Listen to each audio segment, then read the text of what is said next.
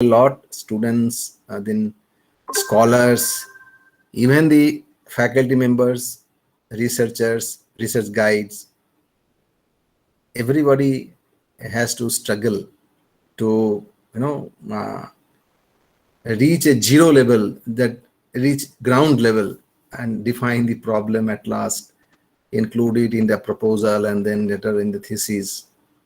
So it's really a very very critical task.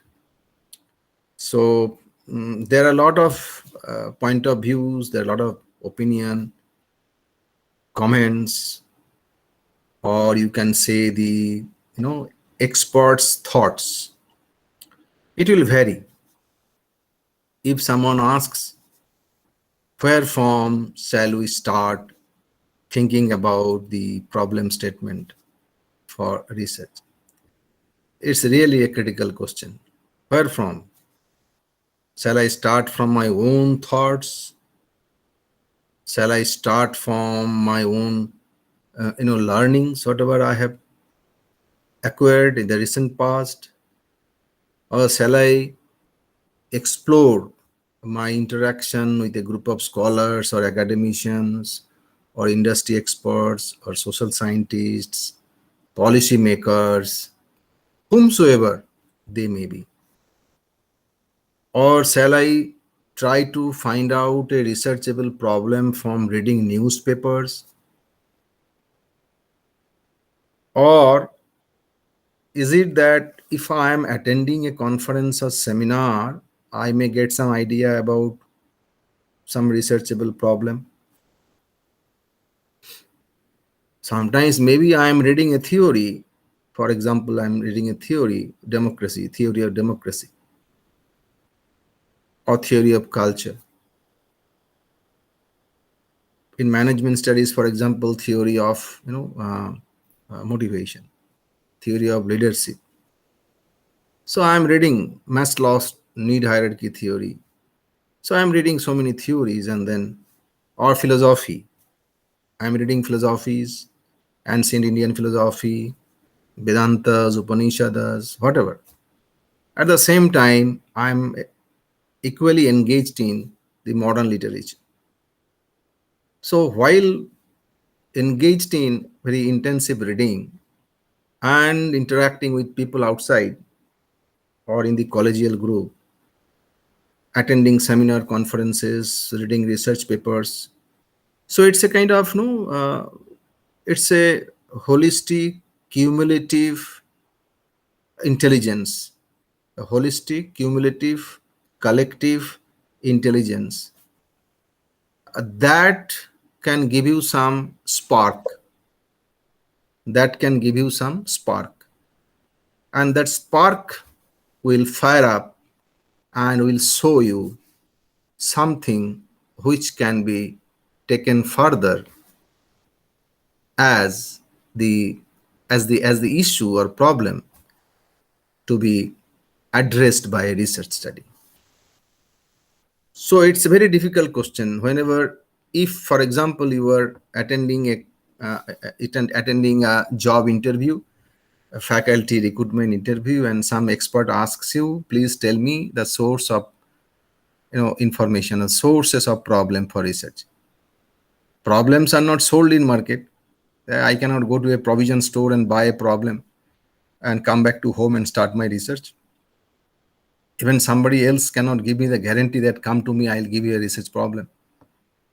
So it is the responsibility of the researcher, scholar, to zero down to something which will be apt for doing a research. So in today's session, my objective is not to give you any formula, because no formula is there. But I will try my best to sensitize you, to ignite you, whatever may be possible, I'll try my best. So to ignite your thought process, to add some value to your expertise and level of knowledge and understanding and wisdom, because each one of you are working, doing research, taking part in different type of intellectual meetings, academic discourse. So all of you are expert, all of you are knowledgeable. So I will try to add some value to your existing expertise, wisdom, knowledge, and skill. And also we can debate sometimes, because whatever I'm going to deliver here might be so many things which I am going to share with you are from existing knowledge banks. But definitely, as a researcher, I too have little wisdom. So that based on that wisdom, I will definitely share some of my personal opinion as an academician, as a researcher, as a guide, as a consultant. So that may be incorporated in the process of your building your own thoughts and perceptions about this particular subject, that formulating problem statement. Okay, so let us before I enter into the formal discussion, just let me do a quick review about how much you know about defining a problem or writing a problem statement for a research study. So one by one, you can just unmute yourself and share your ideas with me briefly, maybe by one or two sentences. So let me start from uh, who will initiate? Joyita Saha, Atul Anand, Manoj Kumar Prajapati. Somebody should initiate and share their understanding about defining a problem or writing a problem statement. What do you understand by this question? What is your response to this question? Someone should volunteer, unmute, and talk to me. Am I audible to all of you? Am I audible? Maybe wrong or right. You may give a right answer, but you may have a fear that whether you are going to tell something correct or wrong. Don't have this kind of feeling in mind. Whatever you know, you share. There is no wrong and right answer every time I tell.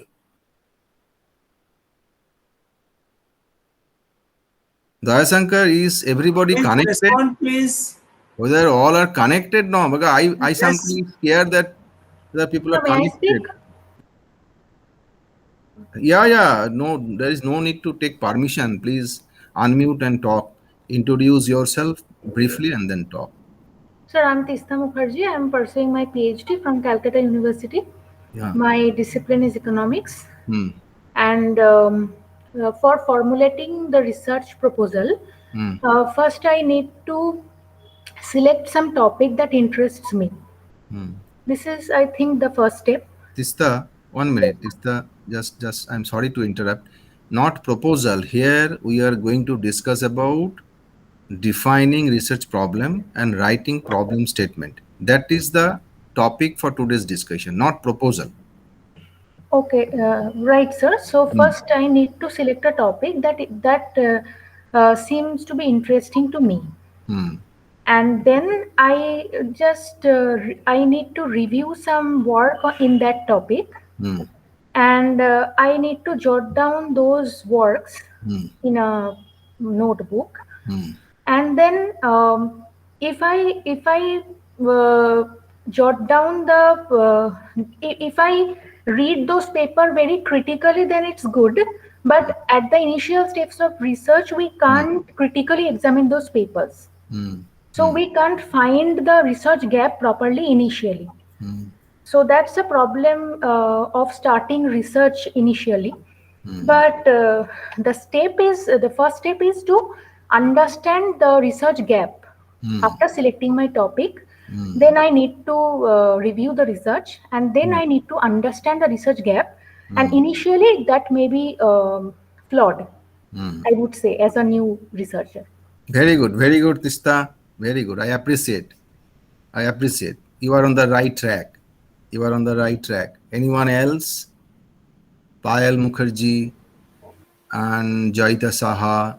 Those who I can see on the screen, I am calling their name. Satya, Ummi, Rumana, Barlaskar. If no one is ready to share, because maybe they are thinking, okay, if they tell me, if they share with me, I will be richer in terms of my knowledge. So they do not want to share their intellectual capital. No problem. Don't share. You keep it with you.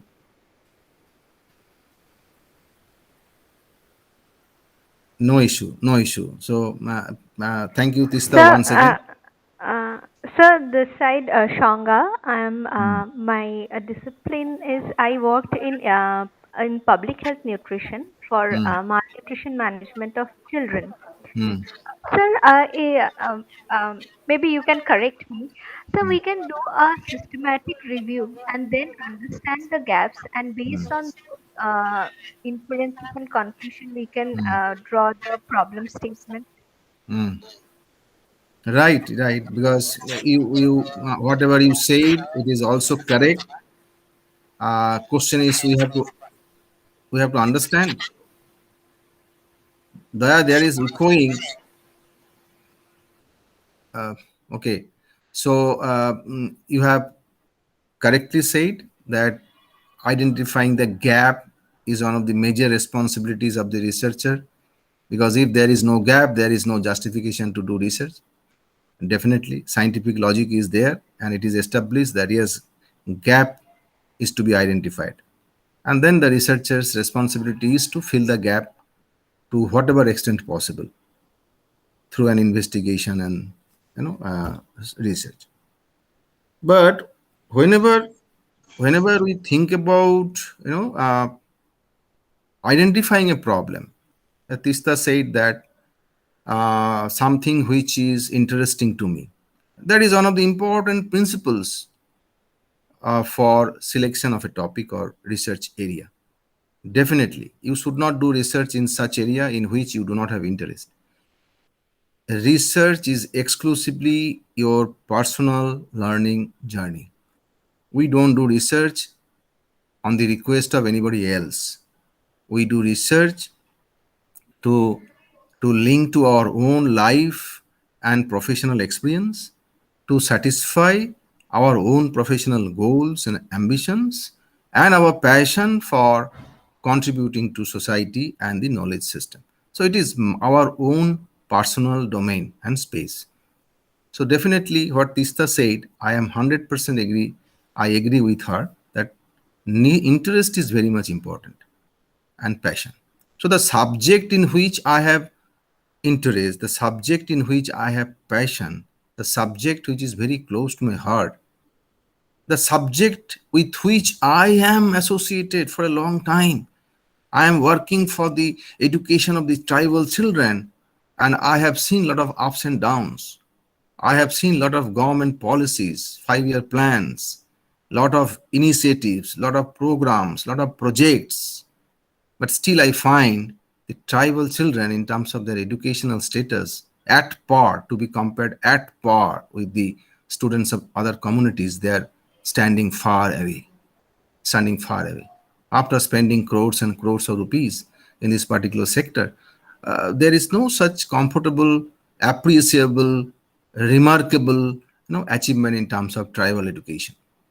So, as a practitioner in the field or as an academician closely dealing with this subject, I may have an interest to uh, coin appropriate problem with which I can pursue my research ambition or goal to get a PhD or MPhil or postdoctoral study, or some kind of grant from some research funding agencies.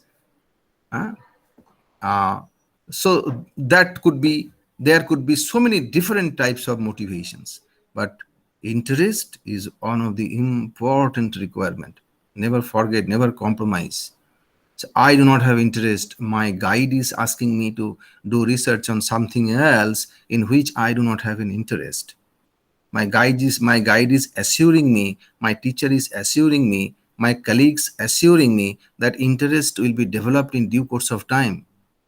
please avoid such kind of narratives.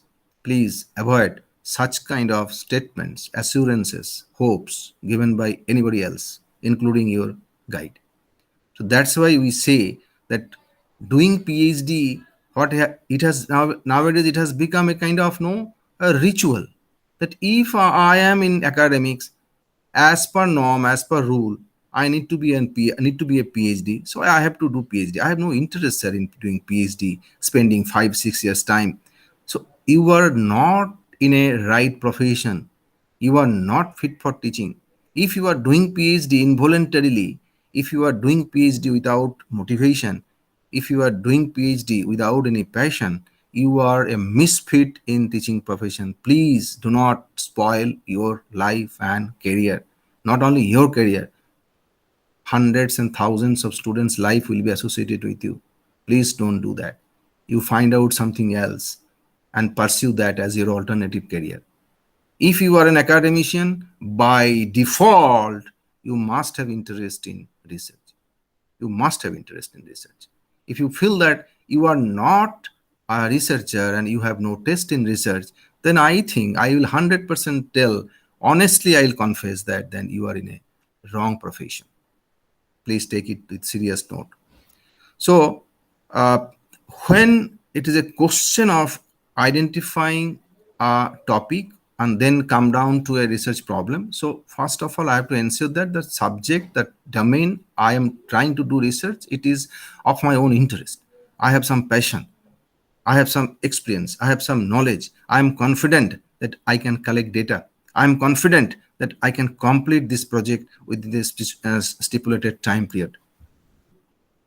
Those kind of assurances you must ensure before you go through this journey of doing a research project. So let us go to let me share the slide with all of you, and then I'll start formal discussion.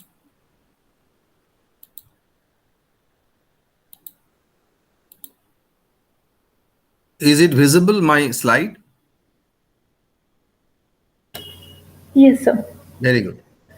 So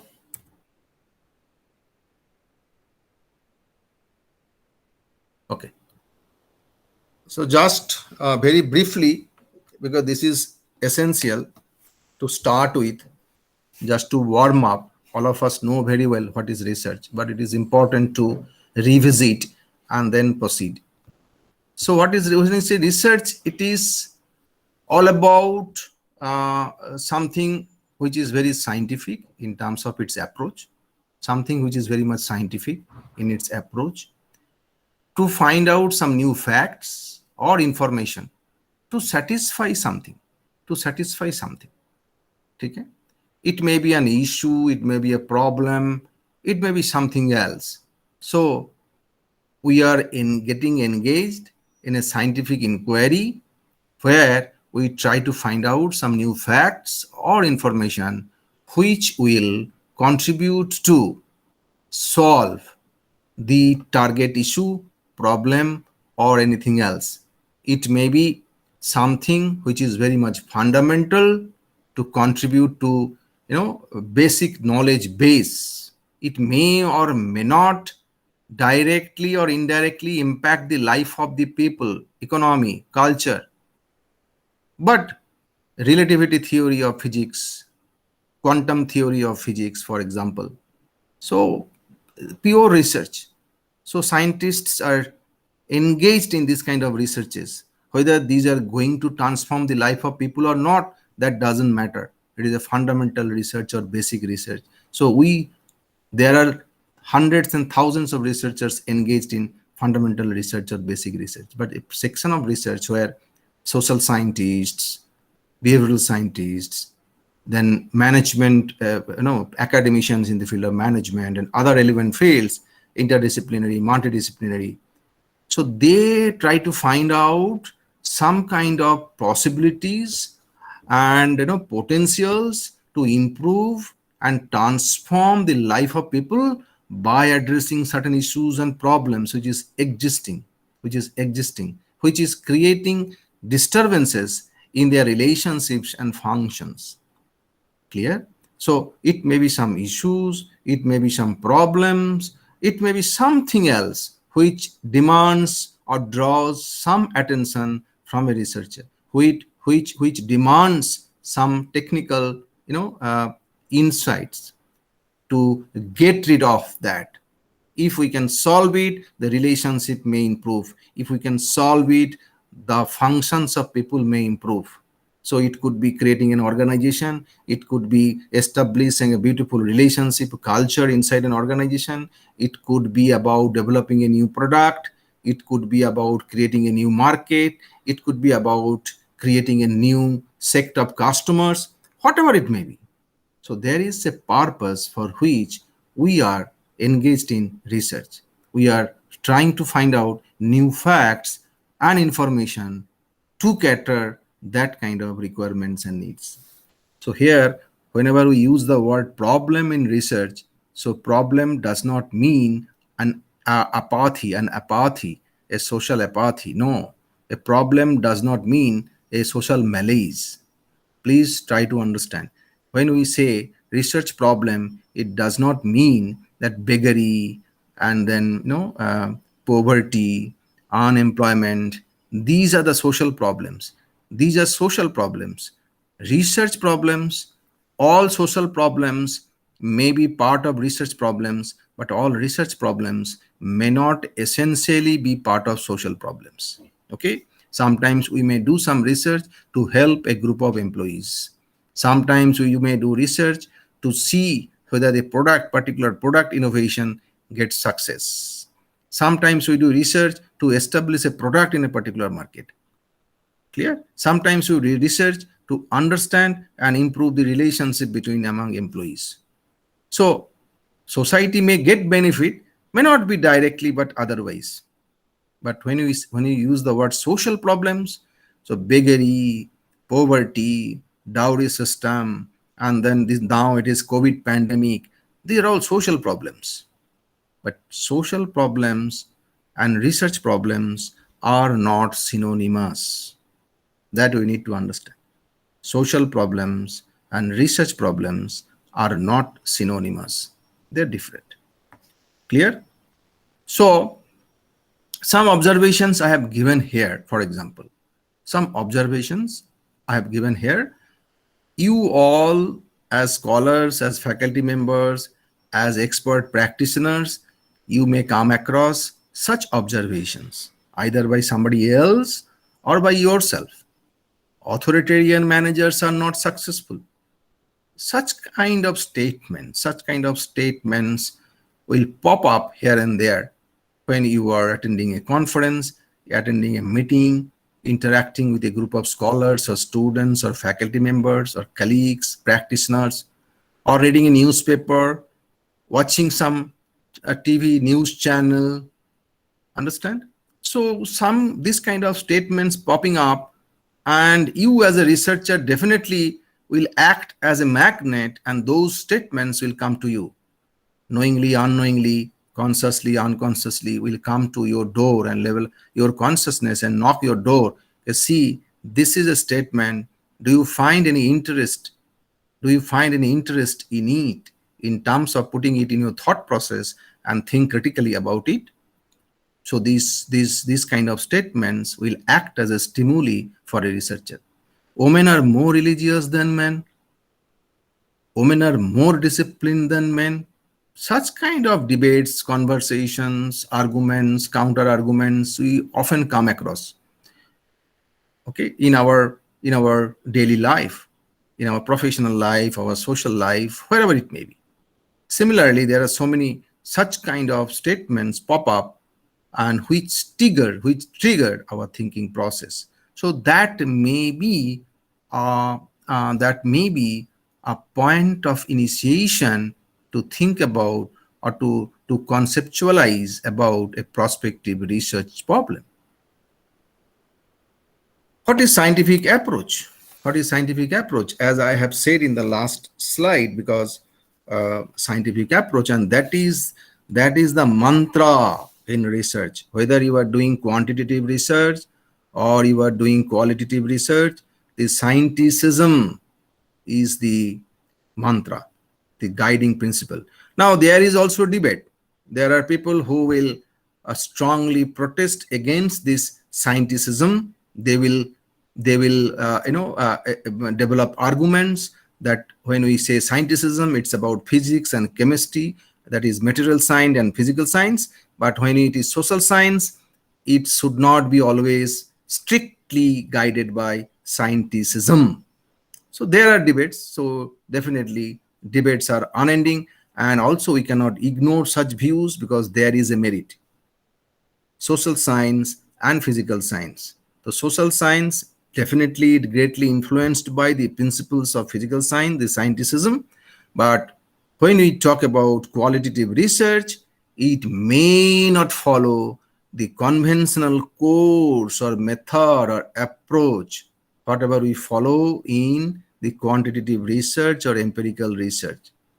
So that's why in qualitative research, mostly we talk about approach, not method. So scientific approach, everybody respects, we all admire. But when it is a question of physical science and social science, there is some, fine line between these two as a set of scientific understanding or, a subject or domain to study and research. So scientific study, what is it?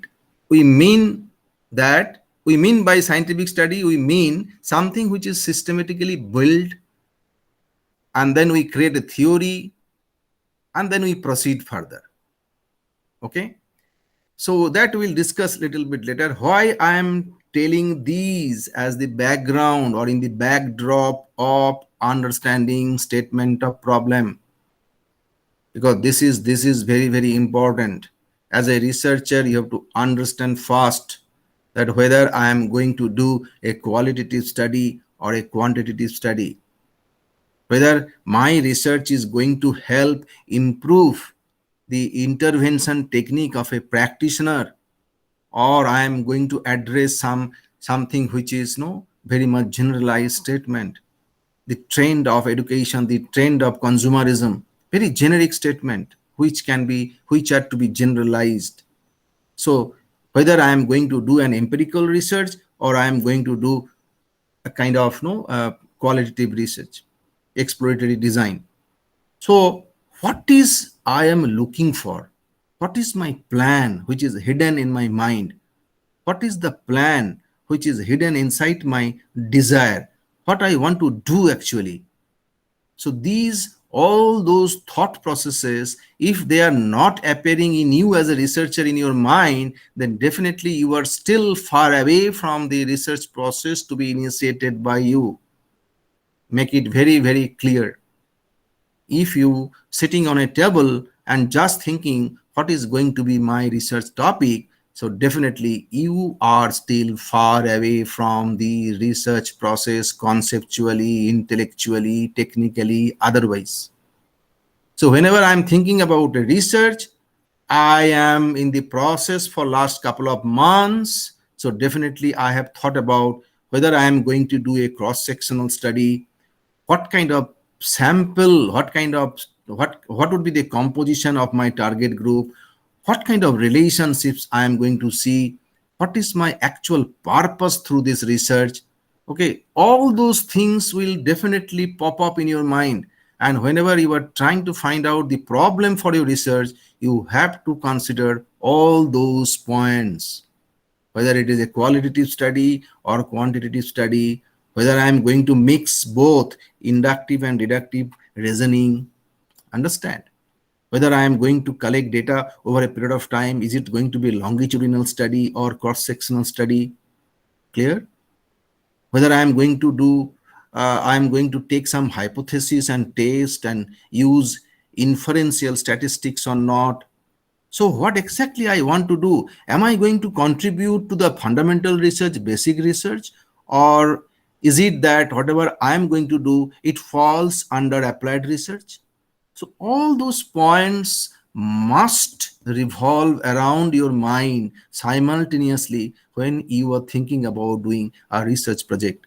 Either it is MPhil or PhD or any other research project, doesn't matter. But those points, those questions should simultaneously pop up in your mind, and you should be surrounded by those questions when you are thinking about identifying a problem and writing a problem statement for your research project. Clear? So that's why I started with this particular line, that systematically scientific approach is a systematically built theoretical structure. Theoretical structure. What is theoretical structure? It's a, what is theoretical structure? Very briefly, I am telling. Whenever you are thinking about that, for example, I am giving here just now because it is there in some next slide, but I think it is relevant here, so I just want to mention. Uh, for example, an anchor, because a lot of things are going on. You are all attending a lot of webinars. I am also attending a lot of webinars, reading a lot of newspapers, journals, magazines, listening to so many news channels, listening to so many experts. Then one anchor point has popped up very recently, that COVID has disrupted the learning methodology. The COVID pandemic has disrupted the learning methodology. Okay, everybody is talking about that. They are talking about the difficulties, challenges, disadvantages, non-affordances of the students community. Somebody is telling this way, that COVID has further deepened the social divide. The social divide between haves and have-nots, the social divide between different castes, the social divide between different economic groups, the social divide between urban rural. COVID has further deepened the social divide. So is COVID is a factor which has directly or indirectly induced such social distances or divides. So this is a new subject.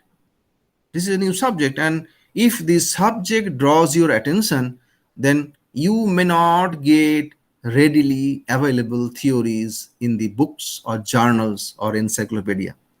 You may not get. So this is an emerging area. This is an emerging issue. This is a new issue, a new challenge, new threats, new thinking, new perspectives. So I may not get readily available literature. So then what shall I do? Shall I do not have a readily available theories to take into and then go and test in a particular context with a particular group of people. Deductive reasoning. That falls under deductive reasoning. A theory is existing. I just want to see whether this particular theory is applicable to this defined context, to this defined group of people, to this defined set of behavior.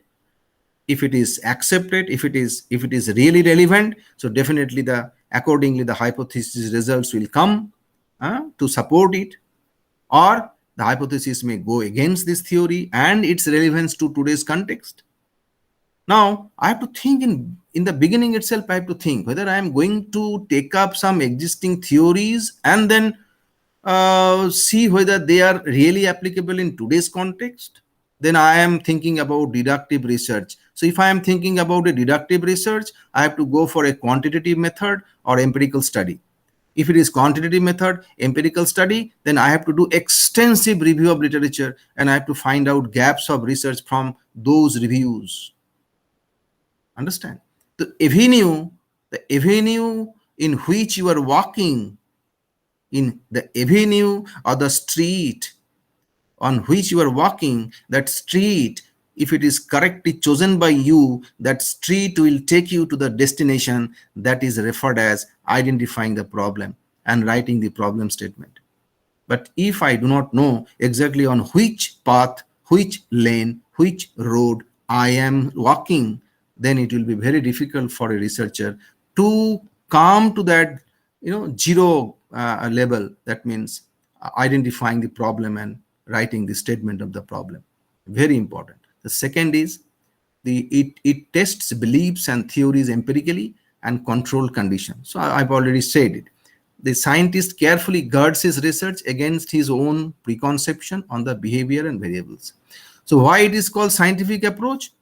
The researcher should keep himself or herself and her or his emotions, personal prejudices, personal biases, personal likes and dislikes, personal preferences, personal choices out of the that particular thought process where you are trying to find out a problem, researchable problem. So you should not allow your emotions, your biases, your prejudices, your preferences, and your likes and dislikes, those should not invade your thought process.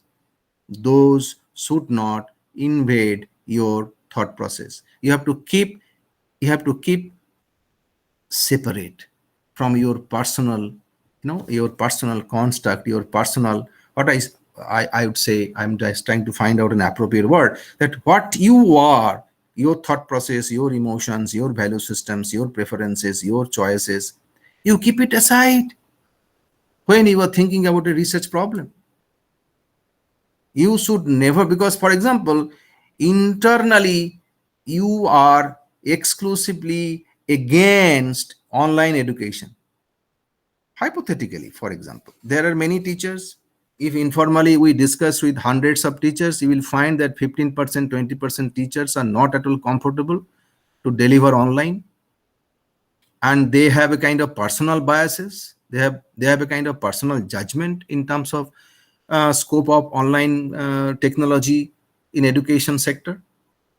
And if they are taking up a similar type of research problem, so they may end up with a prejudiced, biased research findings. Lot of manipulations will happen in the interpretation, in the data collection, data interpretation, data analysis, lot of biases. So it may take you through some, it may establish the reliability of your process, but ultimately whatever you are going to publish in terms of conclusion, that may lack validity. So that's why selection of problem must be free from, thinking about a problem must be free from your personal likes, dislikes, your personal preferences, your personal value system, your prejudices. Clear? Your level of comfort. Interest is different and level of comfort is different.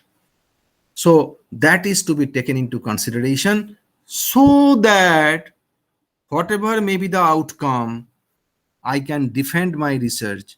I can defend my research. You have to safeguard.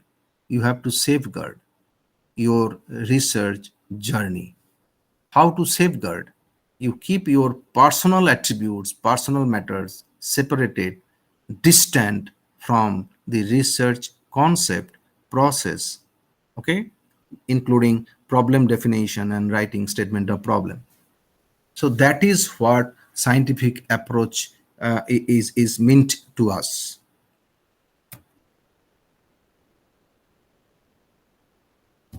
As I said, these two are very important when you are thinking about identifying research problem. So whether I am going to use deductive reasoning, or I am going to use inductive reasoning, whether the problem I am thinking about, that problem is prevailing in society, is it visible, is there some published literature, can I have access to some published literature, can I have some discussions with some experts on these, can I find out some experts who can talk on this particular subject and give me some insights, all those questions. If I find that, okay, I'm going to think about a research that, for example, just an anchor I'm sharing with you, that covid the covid-led pandemic has not been supportive to to carry forward marital relationships, the understanding between couples, the trust and understanding between couples, the relationship between couples has been grossly disturbed due to COVID pandemic. It's a reverse view. Somebody may say, how? People are staying at home, the people are giving maximum time to their spouses. So rather it can improve the relationship. What do you say? That still people are staying at home, spending maximum time at home with their family members. So it is improving their relationship, it is strengthening their relationship. But what is the reverse view? Actually people are talking about the alternative, that is the reverse. People are talking about the reverse phenomena. They know, because people are living at home, because people are staying at home for longer period of time, so that is badly impacting their marital relationship. Now, is there any published literature on this? Can I go to a library and find a book? Very difficult. Then it is not going to be a testing of theory, because there is no theory at all. There is no theory at all. There is no published literature wherefrom I can get some clue. I can find out the gap in the existing literature. So what shall I do then now? What would be my problem statement? Can I do quantitative study? After checking all those points, I come to a conclusion that no, this is something which I have to think about, a qualitative study. Qualitative study. I cannot go and do quantitative study because because there may not be any established theory which can clearly address this kind of phenomena, this kind of situation, this kind of relationship between couples during this COVID pandemic. So you, as a researcher, you are interacting with people, you are listening to their life stories, understand? You are attending their conversations, you are, in the meantime you are reading newspapers, you are getting so many different type of phone calls, because if you're working in an NGO, especially, for example, you are getting so many phone calls, your friends are talking to you, so many articles are being published in newspaper, and then you are coming across, during your interaction with the people, you come across several types of similar experiences from people. Now all those things, when you put together, okay, when there is a convergence of all these data points, you find a pattern. You find a pattern. Sir, there is a new pattern which is defining, explaining, portraying the interpersonal relationships that had not been existing in the earlier books, earlier research studies. I find something new, sir. It is interesting. I want to pursue this. I want to take up this as my research problem. Wonderful. So that kind of insight as a researcher, if you could have drawn in the very beginning, you are going to do a fabulous work. You are going to do a fantastic research project. You So, require, yes? so just I was just wondering, like we'll definitely use a qualitative method, some case studies for the thing you were saying, the inter Mm. couple relationship during Mm. COVID times. Who is talking? I'm Shelly here. 1 minute, Sally. So I was wondering, can we also do a kind of a say? I'm just thinking aloud. Lot of noise is there, Sally. I do not know whether it is from your window or some other's window. Those who are not talking, please keep yourself muted. Please Maybe cooperate. Please cooperate. uh, Yes, Sally, continue. so can we do a quantitative study Hmm. also, like along with the qualitative? Say kind Hmm. of 200 couples interview schedule, like in the last 1 month. No. No, Why? I not, tell not you. what Yeah. it Good was question. Good question, Sally. Good question. You have raised the right point. Now, question is, this incident you have come across through your interaction with pairs. Okay, yes, maybe within your relation cycle in your neighborhood, and that may not be a common phenomena to be found across the region. Understood? So yes, whatever you know, whatever is coming to you, that is from your limited interactions with couple of families, for example. And then if you find that, okay, there is a pattern, now this pattern you can identify, you can see, you can perceive, you can what is called, you can create a picture in your mind, a kind of map, but that may not be published, existing, available in different literature or libraries, understand, or data archive or kind of thing. Yes. So that creates a kind of spark in your mind. Ki, is this a new phenomena? If this is a new phenomena, whether this phenomena is being experienced by some more couples, so what need to do? You have to invest, you have to participate and do a very close observation, and that close observation you cannot definitely do with 200 couples. No, sure, but Okay. both Let, using both let me complete, okay. Sally. I'll answer your question. So you took up a very limited number of couples and you are engaging with them in depth interview, interaction, and therefrom definitely if you come out with a pattern, and from that pattern if you build some hypotheses based on your observations and some philosophical background, some residual, even if it is residual, no problem, some different type of theoretical support, it may be non-related, but you get some clues from some existing theories and their applications in defining such kind of situations. And that way if you create a theoretical framework and thereafter if you draw some hypotheses, then you can extend your research through another part of research, that is empirical study or quantitative study. And then you can take about 150, 200, or whatever may be the size of sample, and then you can implement, you can extend your findings through qualitative research.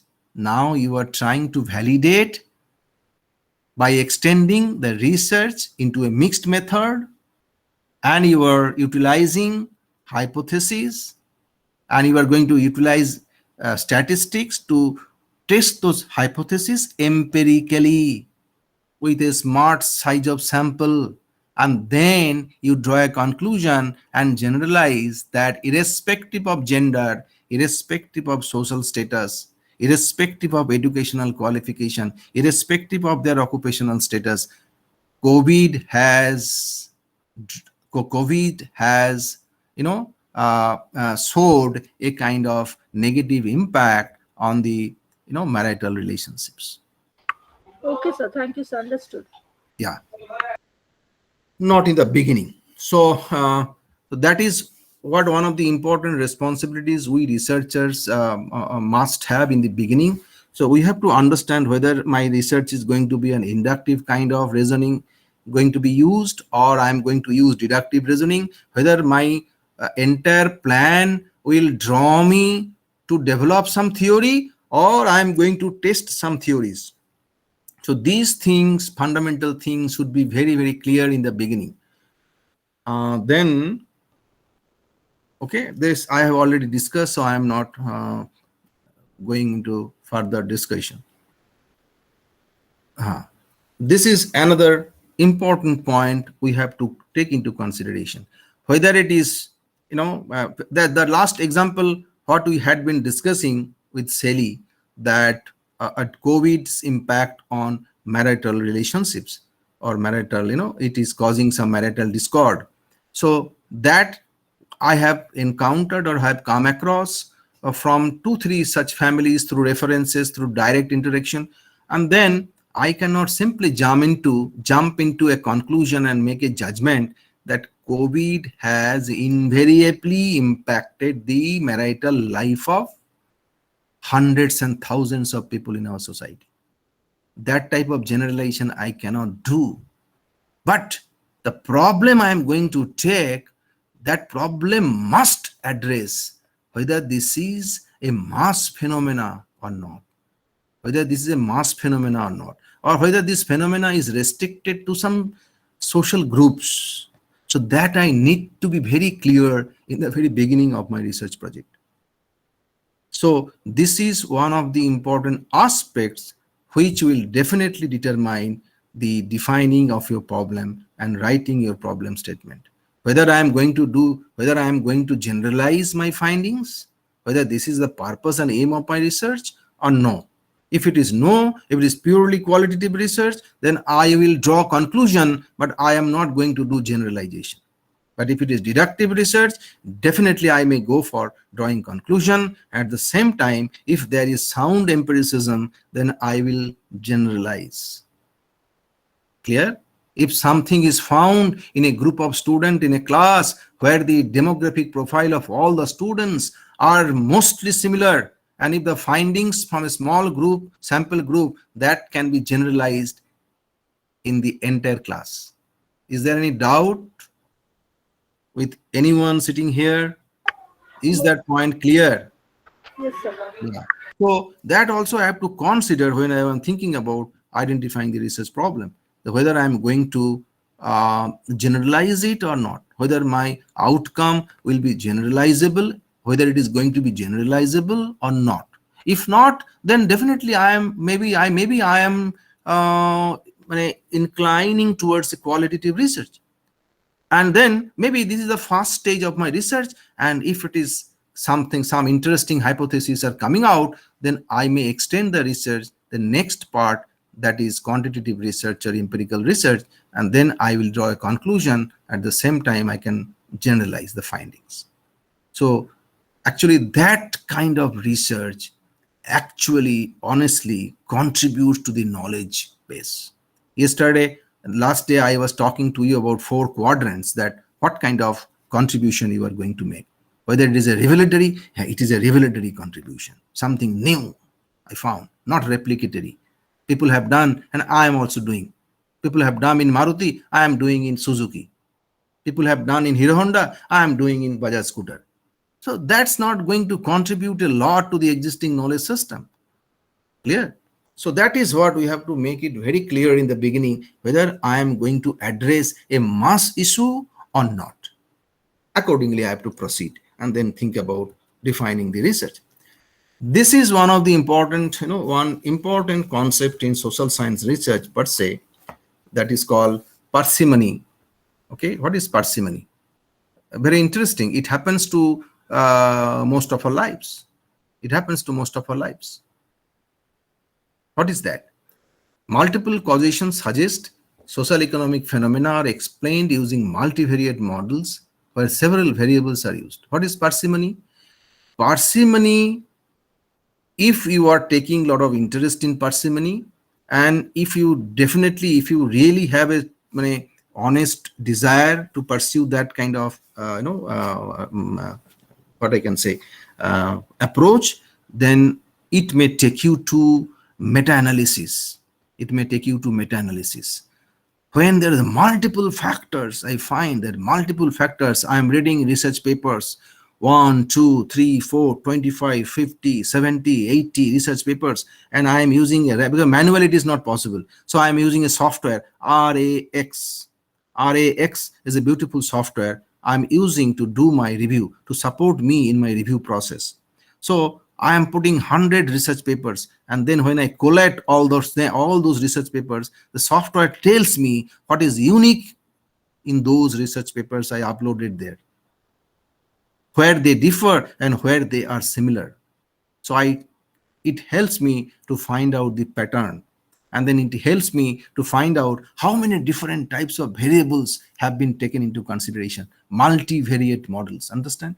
But question is, when it is a multivariate model, multivariate variables are involved in a particular problem or particular issue, you should be very careful. If you are confident enough, then you can move towards meta-analysis. Or if not, you have to narrow down.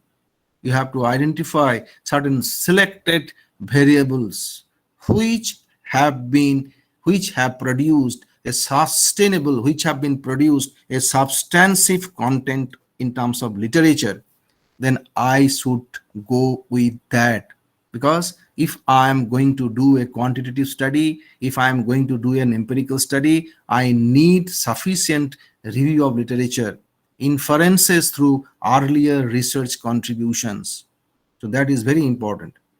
So you have to take a decision here that you, instead of being very excited, you need to be very much rational that it is a kind of phenomena or issue or problem which involves multivariate relationships. So am I going to do a justice? Can I do a justice by taking so many different type of variables and then do my research? Very important. So there you have to think about, after doing the review, after doing the repeated review, critical reading, you have to understand what kind of variables are creating controversies, what kind of variables are creating a kind of consensus, what kind of variables are still existing with dilemma or conflicts. Now, there again, you have to find out where I am going to get a comfortable content in terms of literature review. Can I draw some inferences? Am I going to get some literature, some content which I can help and do the gap analysis? Yes, there lies the question and importance of identifying the researchable problem. It may be a part of the problem, it may be whole of the problem. So you need to be very, very conscious, very, very careful in taking a decision that what would be the degree of complexity of my problem. Shall I limit it to some extent? Shall I keep it under a frame, or shall I take it as it is? And then if you are not confident enough, then you, even though it requires a kind of meta-analysis, and then if you apply a structural equation modeling with 5 or 10 variables, then that may not justify the entire research design and approach. That is very, very critical. So if you know somebody, a very good statistician, and who is giving you confidence, don't worry, I can give you a beautiful analysis with 50 variables. You can do it, but can you really do justice through interpretation? Which university you are doing? What is the page limitation? What is the word limitation of the thesis? If there is a limitation in terms of page counts, word counts, then you need to be very, very cautious that what kind of problem shall I take or should I take? Clear? Let us go to the next. So this is that is referred as parsimony in social science. It happens most of the times. It happens when we are doing research in anthropology, sociology, these kind of areas. Now again, this already I have said a couple of minutes back that before you try to frame and find your problem, please decide whether you are going to do a fundamental research or it is going to be an applied research to solving a problem. So that is going to be an important determinant. Then what is how to solve a problem? This can be done by testing theories or making observations. As I told you, making observations, identifying the patterns, and then establish a theory. I can finish it up by establishing a theory. My research can contribute a new theory, and let others take it and go and do empirical study, quantitative study, and test it, whether my theory is applicable to certain context or not. But my research contributed by developing a new theory. Good. Okay. So, or solve a problem, testing a theory. This is accepted, this is not accepted. So this theory is not applicable to this context. A theory, a research study, a concept which was successful among the Australian Aboriginals. I'm giving a very beautiful example. Somebody from University of Auckland or University of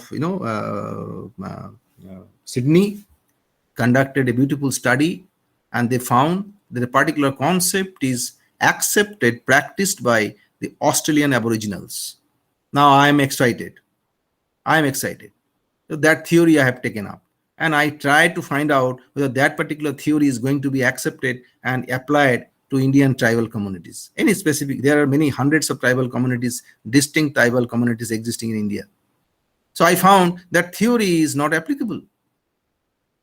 So that was a wrong decision in the beginning, that you have tried to acquire, adopt a foreign theory, and you tried to see its applicability, relevance to Indian social context or milieu.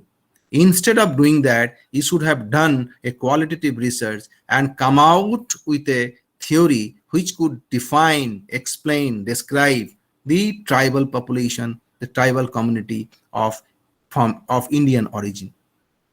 And then you can do a comparative analysis between these two theories, their merits and demerits.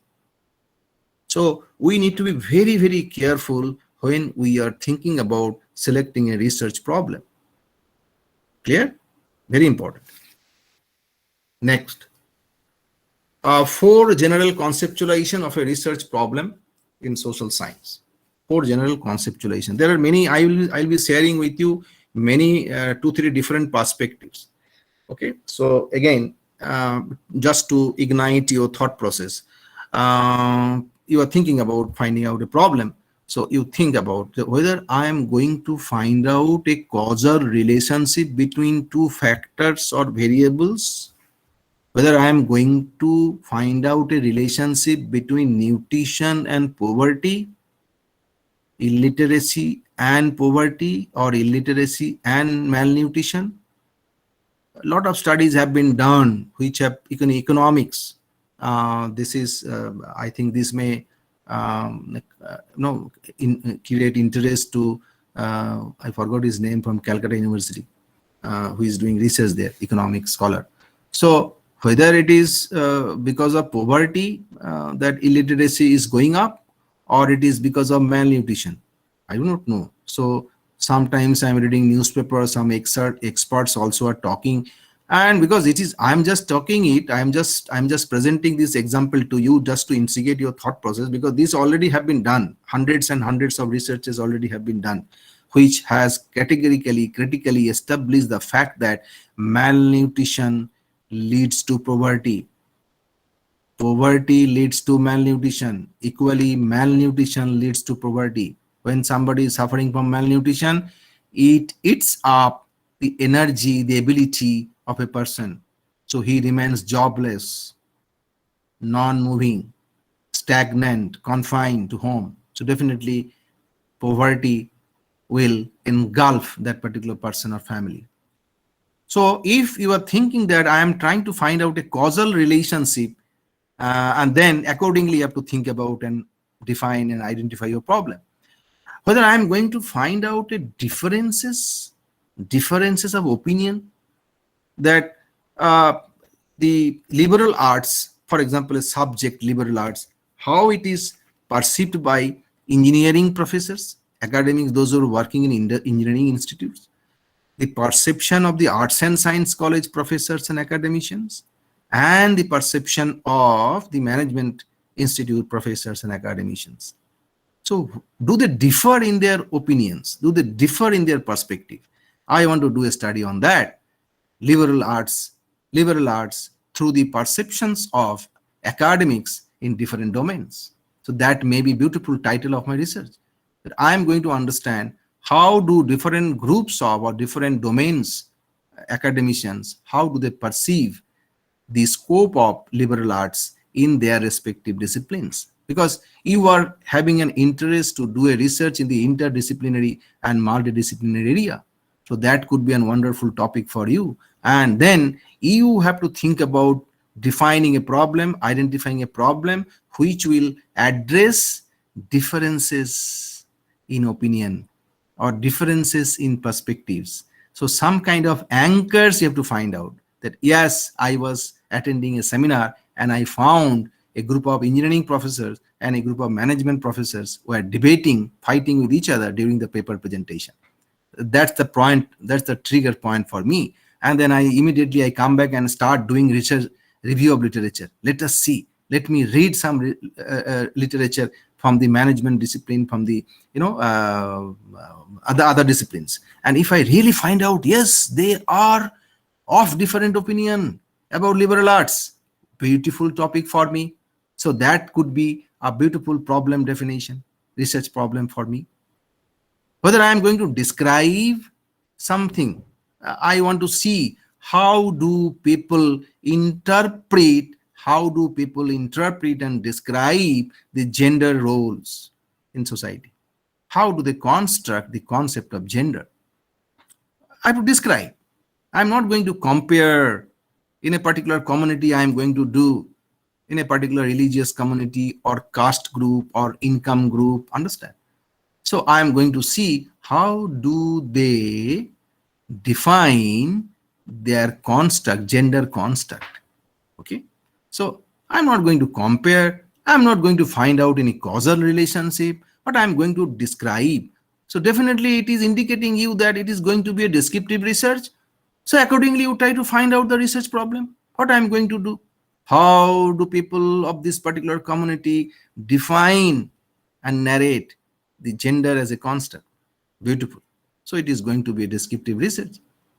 You may take the help of inductive study in the beginning, but it is going to be a descriptive research. Relational research problem, relational, okay, comparative analysis, comparative analysis. So if it is going to be a comparative analysis, then accordingly I have to think about what should be my problem statement or my problem for the research.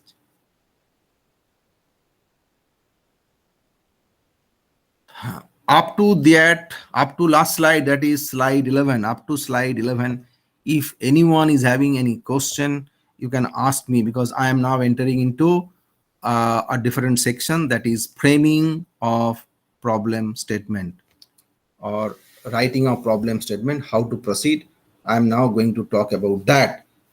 So before I enter into the next section, I give you a chance to raise questions from my first part of delivery or discussion with you.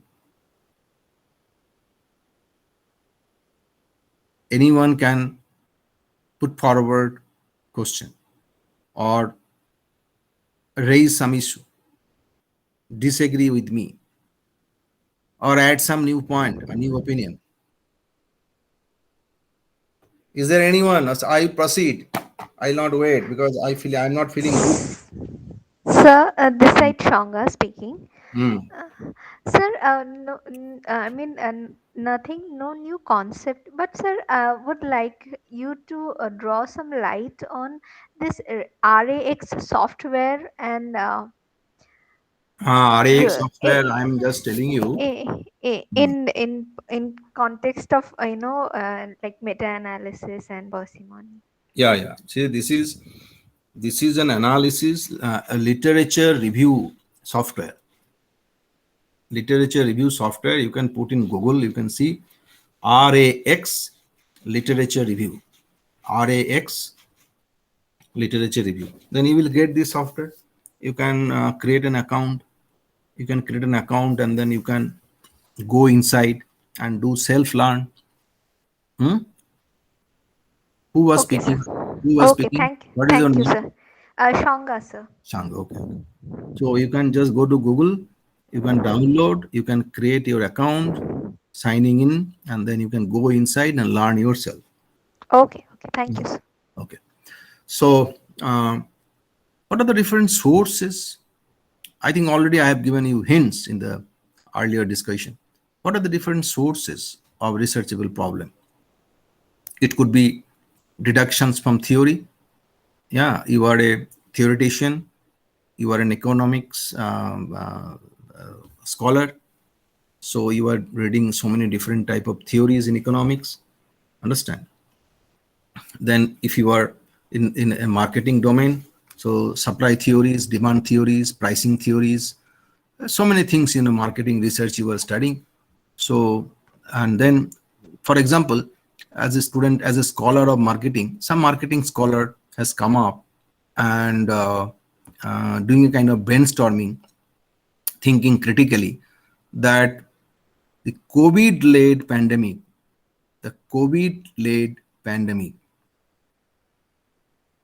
has been detrimental or determining to set the price of a product or decide the price of a product. It is not supply or demand as a pricing factor. That has been, these two have been traditionally dominating the subject of economics, huh? To draw the demand graph, supply graph, and the pricing of the product. Supply and demand. If the supply increases, price falls. If the demand increases, price increases. But now this COVID pandemic you experienced. This is hypothetically I am telling, huh? This might not have happened somewhere. So all are imagination. So for example, I have found that it is neither due to supply or not due to demand, but the price has gone up because of COVID pandemic situation. Now it is, nobody can define why this is so, why the price is getting shooting up. Price of vegetables, the price of medicines, the price of the consumables, the daily we use in our kitchen. There is supply, there is no shortage. There is demand is consist. Demand is still increasing because of people are scared, so people are buying more and keeping in their in stock.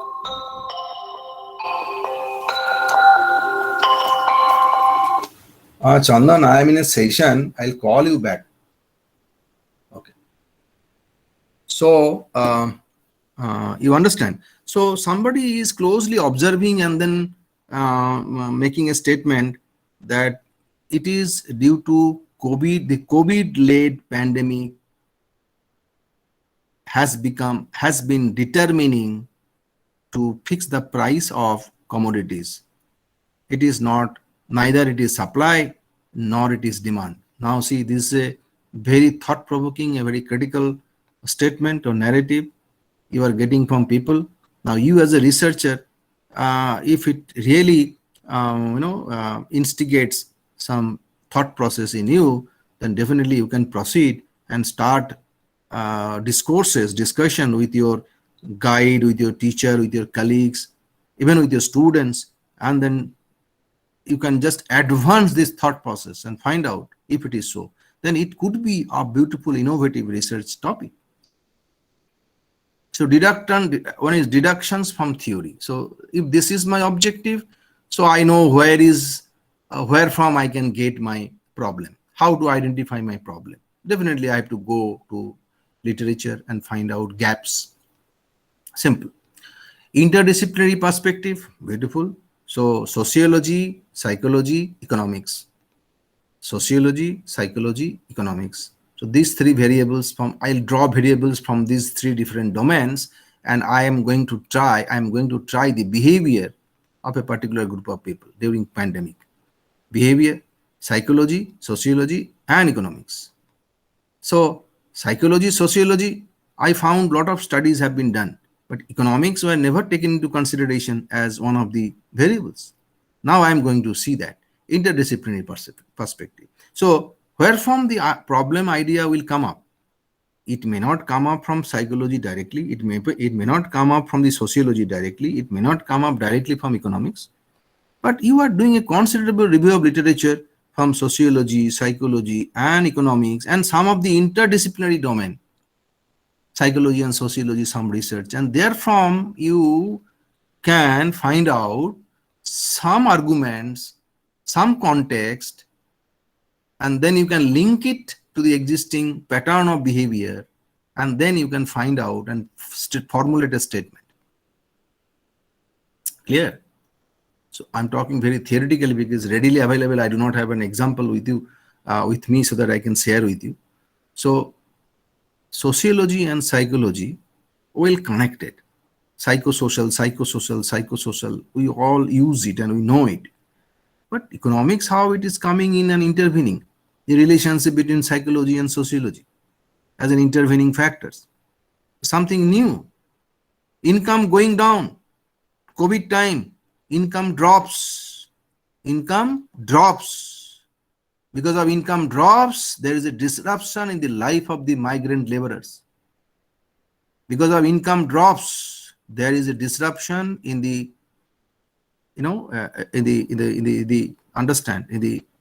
social perspective of the migrant laborers, their social living, their habitats, their interpersonal relationship, education of their children, taking care of their health, so many different things, celebrating social functions, and that has been deprived, and that is leading them towards different type of anxieties, frustrations, insecurity, feeling, emotional instability.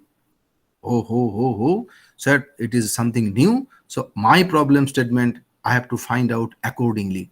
So I have to do review in psychology, sociology, social psychology per domain, and then I have to do some review literature, critical review literature from economics, and I have to find out a relationship between these three hypothetical relationships. Some I need to take the help of the philosophical discussion. Then I have to find out some pattern, and from there I have to develop a theory, and then I can go for testing the theory. Then interviewing practitioners. Yes, I am talking to a group of doctors. You know, most of the leading medical practitioners are now practicing online. Any, even if it is, even I found a gynecologist, endocrinologist, okay, MD child specialist, everybody is practicing online.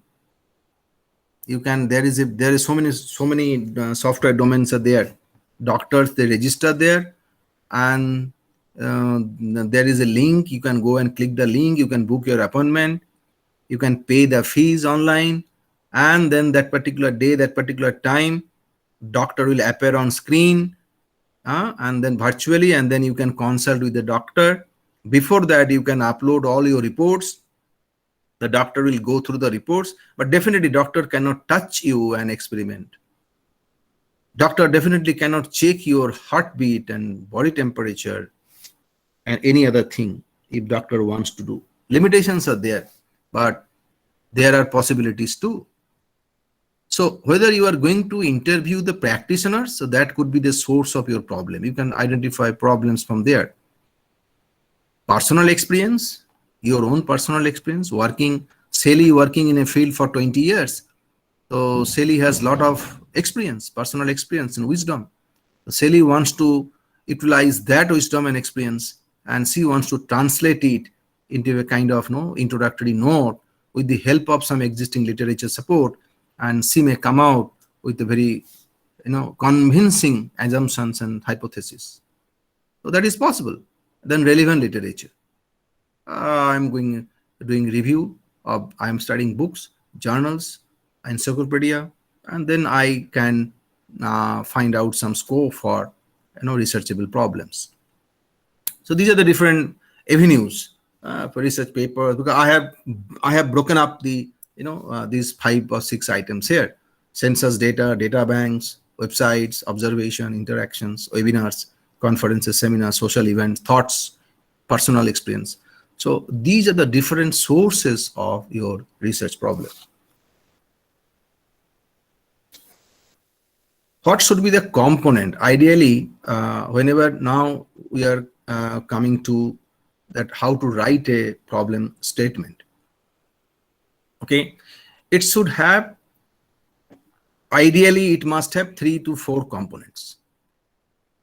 Okay, the ideal, that is, for example, the which describes a desired goal or ideal situation.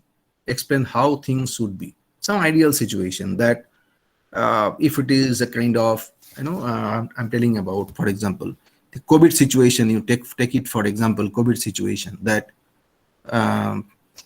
the schools and educational institutions must resume their regular activities with the help of some technologies where they can practice blended learning, flipped classrooms, and so many different alternatives are there. If so many alternatives are there, why don't educational institutions come across and start their operation? You are thinking something ideal, that even though there is a COVID situation, we should not give up, but we should resume our normal daily activities. Now, what is the context? Then there must be context, next component. The reality, the context, the number of cases going up. There is no control in terms of falling down of COVID positive cases. So you can use a graph and then you can say that there is no consistency in terms of falling of COVID-19 infections. So you can show that there is no consistency in terms of its falling down. So this statistical inference clearly indicates that still it is an alarming situation. So that should not allow us to open up schools and institutions.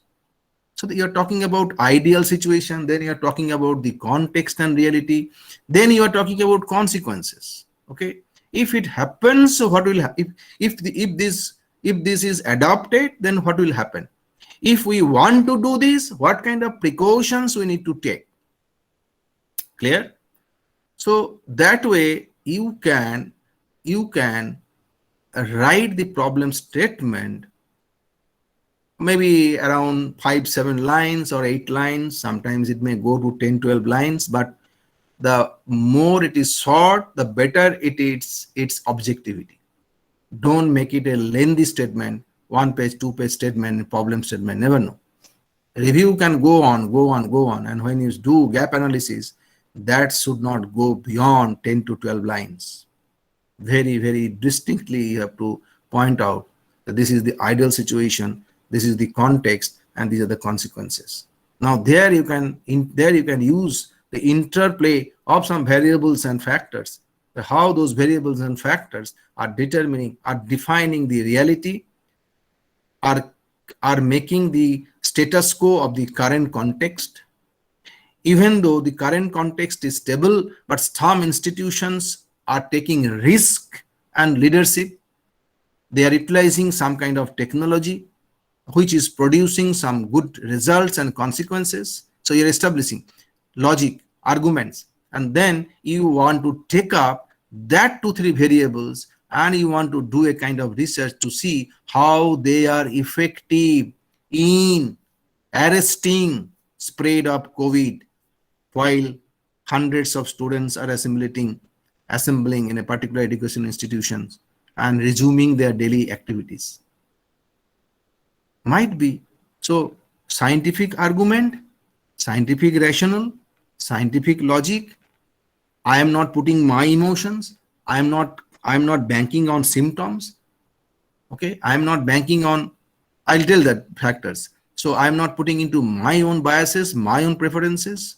I am a researcher. So I am defining the problem that way, keeping it totally impartial, as a fact as it is, as a fact as it is, as it appears. I am just trying to interpret with the help of some variables or factors which so far have not been addressed by the researchers, and that factors have been repeatedly discussed in news media, newspapers, not in research papers, news media, newspapers. So those factors are really transforming, bringing in results. Now you want to testify it by drawing some hypothesis. Understand? So that way you have to compose the problem statement. It should be convincing, it should be very brief, it should be appealing, and it should be based on scientific, what can I say, approach. The scientific approach must be there, should not be biased. This is one set of, this is one set of definition of the component of statement. This is another set of definition of component. Now, again, the question will arise whether I am going to do a quantitative research or I am going to do a qualitative research. If it is a quantitative research, the approach of writing statement will be different to whatever I am going to plan and do if I am going to plan a qualitative research. Statement, interpretation, definition definitely will be different.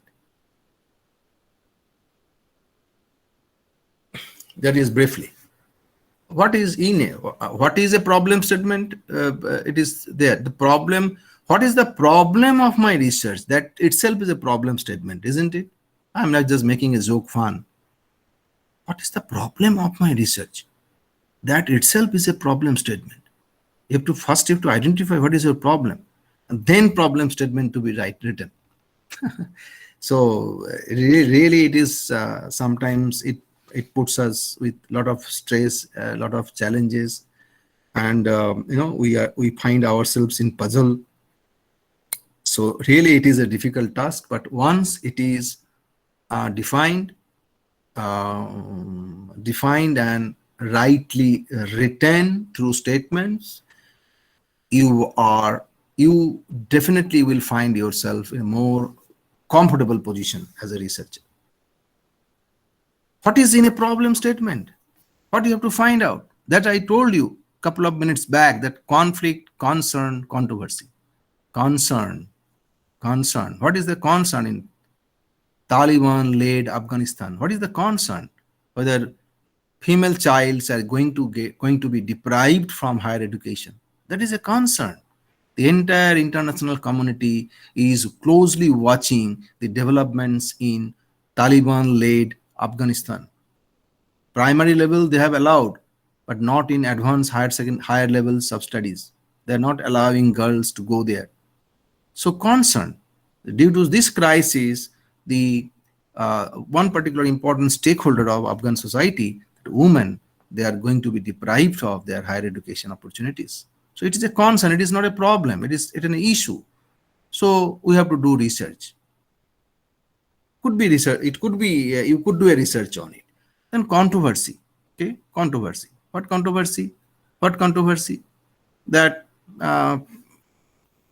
what I can say, whenever it is controversy, there are so many issues that somebody is claiming that a particular intervention, counseling. Somebody is telling career counseling is important to guide the students to choose appropriate career.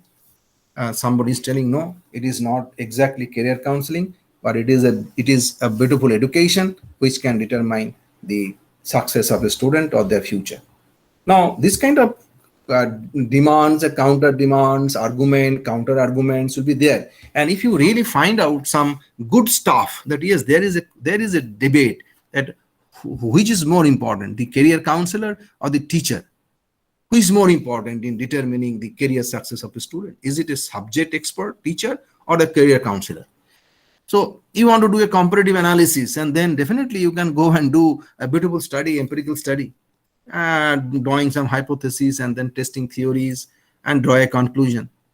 Okay, so it could be anything. Like conflict, concern, controversy. So that is there inside the problem. If this is there, that is a problem to be taken up for research.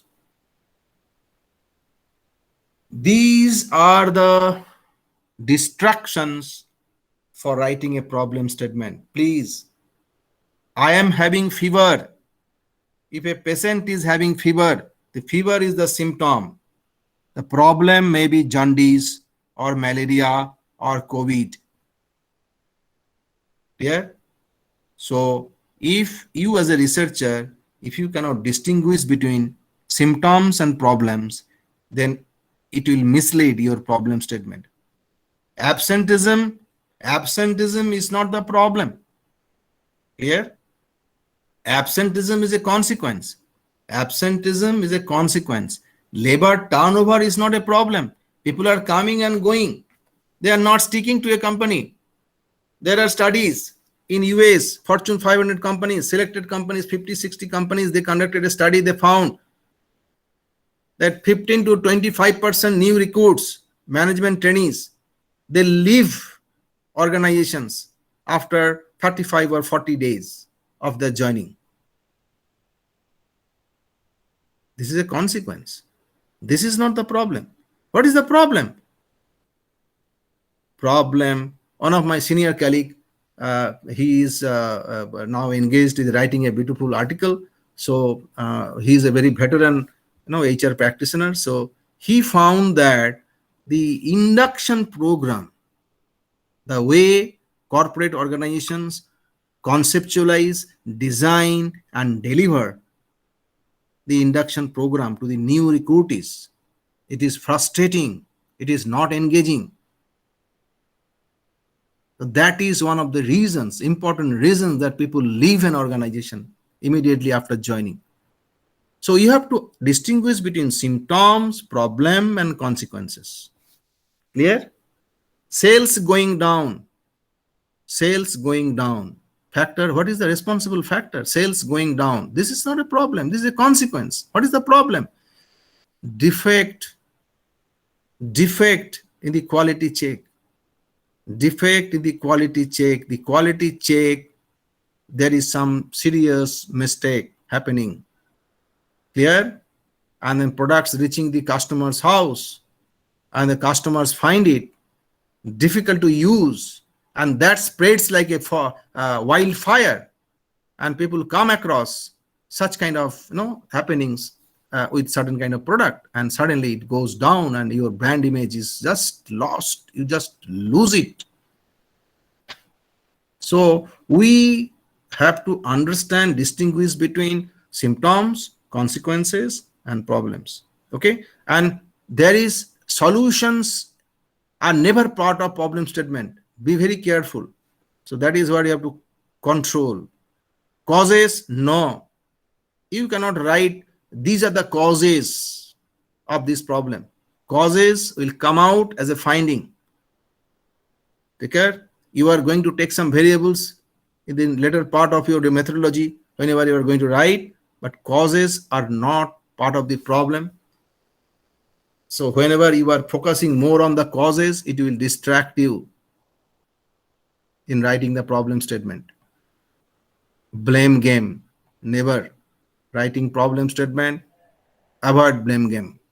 Due to lack of sincerity among the administrators, this is what happened. Wrong. That should not be the part of your problem statement. Be very careful. Okay? Even we should not use any sexist words, gender sensitive words in the problem statement. It should be neutral. Clear? So you can understand that if writing problem statement alone, I'm talking about more than 1.5 hours. So continuously talking on one topic, defining a problem and writing a problem statement. So you can understand that each and every subject topic in a research course or research subject critical. So these, you can follow the link I have given below. This link I6 Sigma, you can follow this. You may not be getting much interest, because all of you here are either social scientists. Mostly you are all social scientists from sociology, psychology, economics, anthropology, social work.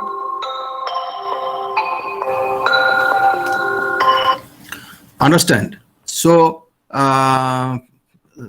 this link you can refer, and then you can read further to understand how these important obstacles have been interpreted. So they are very important. So you have to be very careful when you are writing your problem statement. These are the different anchors. So I have discussed in the beginning that to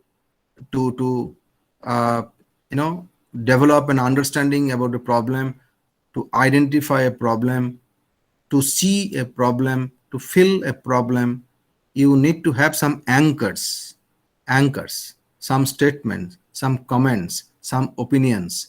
Okay, something should pop up somewhere so that attracts your attention. And if you as a researcher, whenever you attach to it, you stick to it, your process begins from there. So as I told you, there are some anchors. COVID further deepens social divide. But this is going on. I am attending so many lectures, seminars, webinars. So a lot of senior people are coming, and senior professors are coming, and they are sharing this experience from their wisdom. That India is already where we are democratic society. We are very much diverse in terms of caste, creed, religion, practices, food habits, so many things, culture.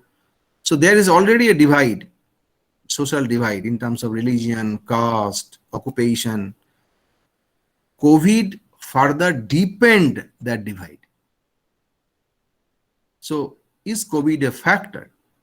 So this is somebody is talking and this is discourses are going on. So that becomes my anchor. This is not the problem statement. So it becomes my anchor. From there, I start thinking about it and then start doing research, consultation, interaction with people, attending seminars, webinars, reading newspapers, journals, books, articles, and then I fine tune my thought process, and then I reach something which is very concrete. I can see it and then I can define it as my problem for research. COVID has disrupted the learning assessment system. Everybody talking about.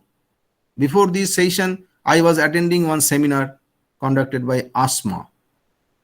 So all the senior vice chancellors, senior professors, experts, they're talking about that COVID has disrupted the learning assessment system. Earlier, it was writing an exam, sitting in a hall, or attending some quiz, sitting in the classroom, or some group activity, assessment, and then presentation. Now everything is going on online. So proctored examination.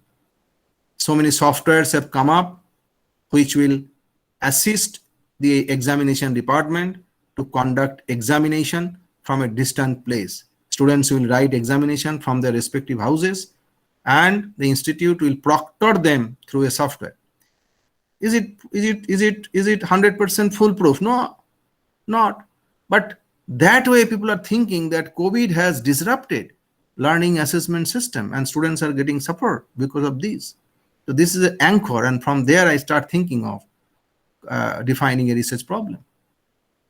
It's not the teaching skill, but a research aptitude that determines the academic success of any faculty member. A lot of discussion are going on. New national education policy is talking about research aptitude of teacher and students. A lot of emphasis been given on research, studies, research publication, both by student and teachers. If you do not have, so that is going to be the new determinant of success of a teacher in academic career, not your teaching skill. 20 years back, it was your teaching skill, how beautifully you teach. But now it is your research skill will determine whether you are going to be, there in an institution for a longer period of time as an employee there or not. So this is a researchable topic, anchor. So there are so many similar type of anchors you can find out. Work from home may not be an important talent retention factor. We are getting evidences. Employees want to leave the job and join other organization. You know what they are demanding? I do not want a pay hike. I do not want a pay hike. You just protect my pay, but please don't ask me to work from home. I want to come to office, sit there and work. If you give me this opportunity, I want to join your organization. तो क्या करेंगे? एक समय था, there was a time we used to think about that work from home, a kind of flexibility we are giving to executives and managers to retain them, to retain talent. But talent is getting fed up due to COVID pandemic, staying in home. They are demanding, sir, please let us come back to the institution. Please you allow us to come back. We are not feeling motivated anymore being in home. Understand? So new phenomena, a new perspective has been built around work from home concept. So this could be an anchor for you and you can do a research. Okay, so one thing I have been done here, that is writing a problem statement. So if someone volunteers and read a problem statement from their research studies, I can listen and then I can tell briefly, I can tell them here whatever is possible, how it is to be improved, how it is to be modified, and how it is to be presented. So this is all about from my today's session, Dayasankar. So I stop here. Thank you, sir. Thank you very much.